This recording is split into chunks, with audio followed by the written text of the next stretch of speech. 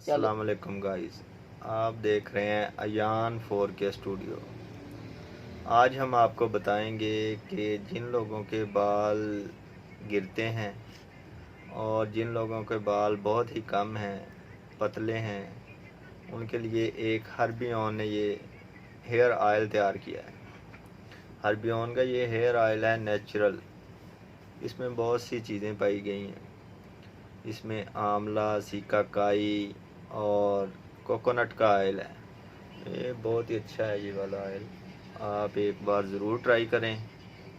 इसकी प्राइस भी बहुत इकनॉमिकल है, 350 रुपये का है और ये 320 रुपये में मिल जाएगा।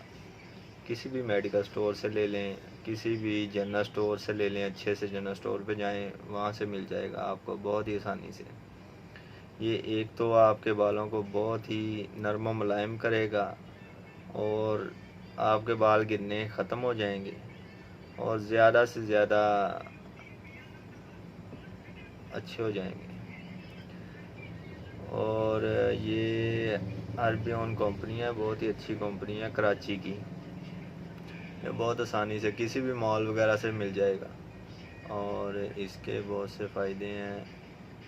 वीडियो को एंड तक लाजमी देखें, चैनल को सब्सक्राइब करें और शेयर ज़रूर करें।